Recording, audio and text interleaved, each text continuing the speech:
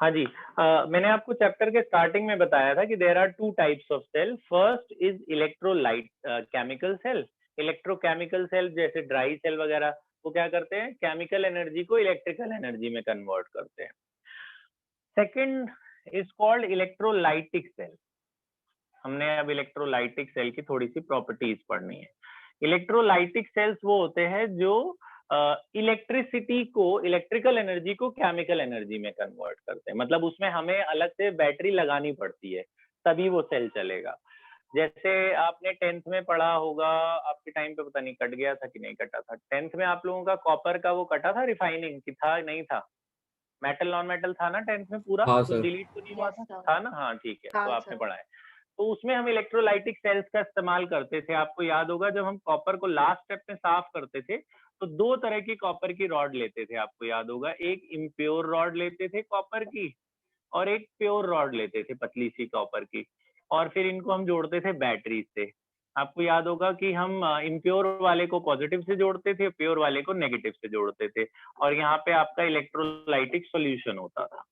फिर क्या होता था थोड़ी देर बाद कि ये यहाँ से इम्प्योर कॉपर वाले से कॉपर आयन निकलते थे, और कॉपर आयन जाके नेगेटिव की तरफ अट्रैक्ट होके इसके ऊपर जाके डिपॉजिट हो जाते थे, है ना? तो this is called electrolysis. This is called electrolytic reduction of copper, हमने जो करा था।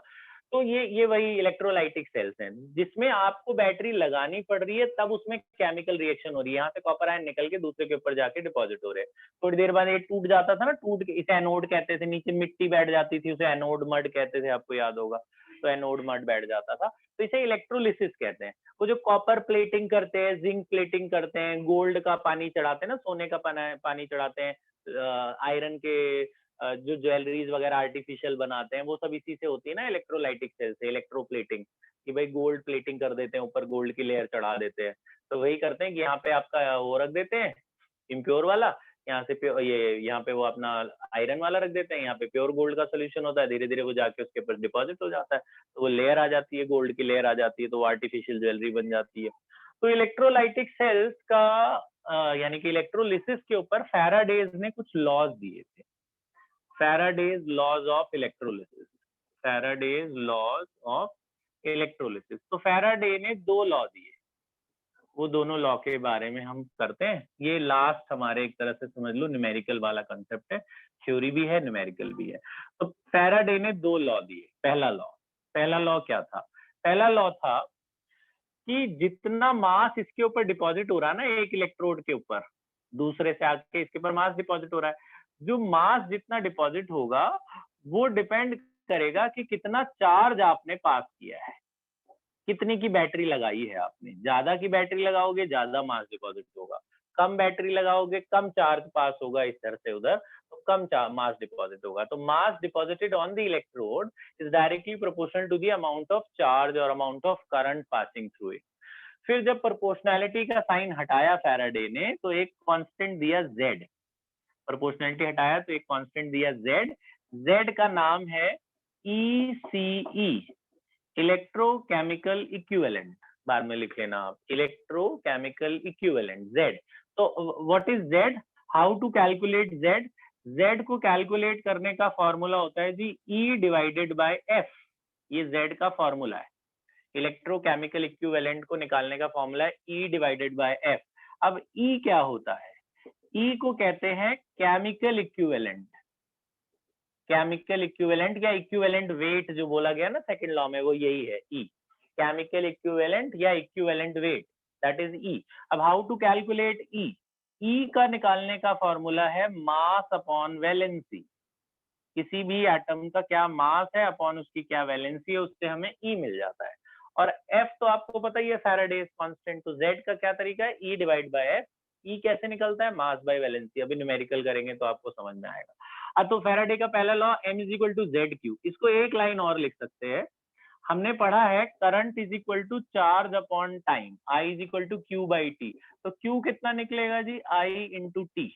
तो यहाँ Q को हटाकर हम I इंटू T भी लिख सकते हैं, है ना? तो चार्ज को हटाकर क्या लिख सकते हैं? I into T। तो हमारा ये फैराडे लॉ का पहला फॉर्मूला बन गया, M is equal to ZIT। ठीक है जी, ये फैराडे का पहला लॉ है, उसका पहला फॉर्मूला जो न्यूमेरिकल में काम आएगा। Now second law. तो फर्स्ट लॉ ने क्या बोला, जो मास डिपॉजिट होगा वो इन पे डिपेंड करेगा, जेड पे, करंट पे और टाइम पे, जो मास इस पे डिपॉजिट हो रहा है। अच्छा, सेकंड लॉ क्या था? सेकंड लॉ ने बोला, मान लो मैं कॉपर की रॉड रखी है, यहाँ पे मैंने बैटरी लगा दी 5 वोल्ट की। अब मैंने ना ये दोनों रॉड हटा के सिल्वर की रख दी है, और या तो फिर मैंने सिल्वर हटा के जिंक की रख दी, बैटरी सेम रखी है मैंने 5 वोल्ट की।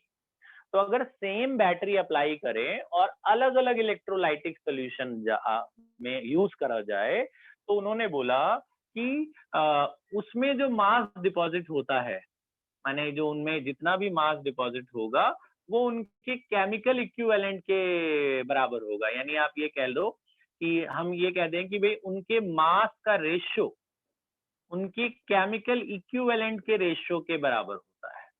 तो ये तो इसी से निकल गया ना, पहले वाले लॉ से ही, अगर आप ध्यान से देखो कि भाई अगर मैं लेता हूं M1, ठीक है, तो वहां पे होगा Z1। अगर आप लेते हो M1 तो उसमें होगा Z1।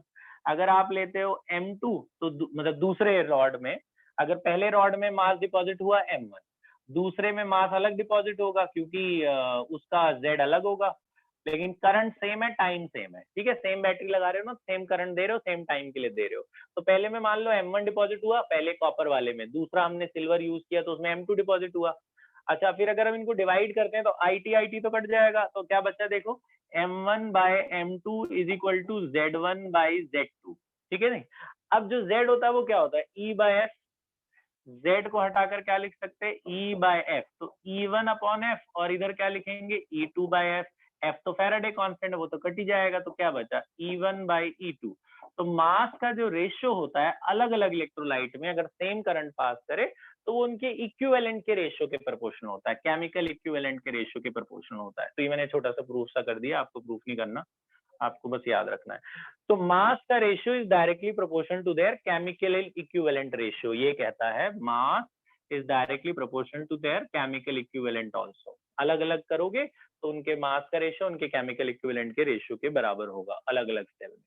अब इन पे क्वेश्चन कैसा आता है, मैं आपको एक क्वेश्चन पहले करके दिखा दूं पहले लॉ के ऊपर। सुनिए ध्यान से, फिर आप एक क्वेश्चन आप पहले लॉ पे करना, ये लिख लेना। देखो ध्यान से सुनिए, तो क्वेश्चन ये है बच्चे, suppose we have a copper sulphate electrolyte. जैसे यहाँ पे जो इलेक्ट्रोलाइट होता था वो कॉपर सल्फेट ही होता था, तो कोई भी इलेक्ट्रोलाइट दे देंगे, कॉपर सल्फेट, जिंक सल्फेट, जो भी। अच्छा, तो कॉपर सल्फेट में से जब ये आयनाइज होगा तो कॉपर आयन निकलेगा, तो डिपॉजिट क्या होता है, मेटल, नॉन मेटल कभी डिपॉजिट नहीं होगा, डिपॉजिट क्या होगा, कॉपर आयन डिपॉजिट होगा। ठीक है ना, तो ये जरा ध्यान रखना, वो लोग जो देंगे वो आपको ये रॉड नहीं देंगे, आपको इलेक्ट्रोलाइट देंगे। तो आप जब इसे तोड़ोगे तो इसमें से आयन जाता है और जाके उस पर डिपॉजिट होता है। तो एक्चुअल में यहाँ से जो टूटता है, फिर उसके बाद कॉपर आयन यहाँ से जितना आप चार्ज पास करोगे उतना इलेक्ट्रोलाइट जाके डिपॉजिट होता है उस पर। तो मान लो हमारे पास कॉपर सल्फेट सोल्यूशन था, उसमें हमने 5 एम्पेयर का करंट पास किया, 5 एम्पेयर का करंट पास किया, तो करंट हमें दे रखा है 2 मिनट तक पास किया जी, 2 मिनट तक पास किया। तो बोला बताओ कितना कॉपर डिपॉजिट होने वाला है इसके ऊपर। 5 एम्पेयर का यहाँ से करंट जा रहा है बैटरी से, और कॉपर सल्फेट के अंदर कितना मास कॉपर का डिपॉजिट होगा, ये क्वेश्चन है। ठीक है, तो पहला लॉ लगा देंगे। तो पहले तो ये टाइम मिनट में नहीं होना चाहिए, इसको सेकंड में बदल लो, 2 × 60 हो गया 120 सेकंड। तो पहला लॉ लगाओ, पहला लॉ क्या है जी, M is equal to ZIT। Mass निकालना है ना हमें, कितना मास डिपॉजिट होगा वो हमें पता करना है, तो M is equal to ZIT लगा दिया। Z क्या होता है, E by F, E rough में निकाल लो। E क्या होता है, मास अपॉन वैलेंसी। तो किसका मास, जो डिपॉजिट हो रहा है उसका मास, कॉपर का मास। ठीक है ना, जो डिपॉजिट हो रहा है उसका एटॉमिक मास, कॉपर का एटॉमिक मास। तो कॉपर डिपॉजिट होने जा रहा है, जैसे सिल्वर नाइट्रेट हो तो क्या डिपॉजिट होगा, सिल्वर, तो सिल्वर का मास लेना। तो कॉपर का मास 63.5 होता है। मास वगैरह तो खैर आपको देंगे, लेकिन वैलेंसी आपको याद करनी है। अगर आप इसे तोड़ोगे तो उसमें से Cu2+ निकलेगा ना, तो जो चार्ज है यही वैलेंसी है। ठीक है, ये याद रखना, कॉपर सल्फेट का वैलेंस, कॉपर को आयनाइज करोगे Cu2+, अगर AgNO3 को तोड़ोगे तो इसमें से Ag+ मिलेगा ना, और NO3-, तो इसकी वैलेंसी 1 होती, तो यहाँ 1 डालते अगर AgNO3 होता तो यहाँ पे हमने मास ले लिया कॉपर का 63.5, वैलेंसी हो गई 2, तो यहाँ से आपको E मिल गया। अब डाल दो सारी चीजें, तो E हो गया 63.5 divide by 2, mass Faraday's constant है 96500, वो तो फिक्स है।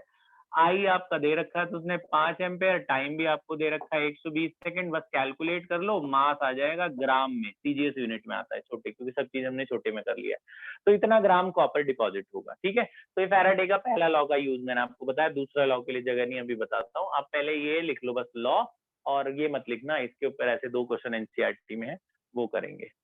लॉ लिख लो और 2 क्वेश्चन मैं बताता हूँ, पॉज कर दे बेटा, लिपिका पॉज कर दे।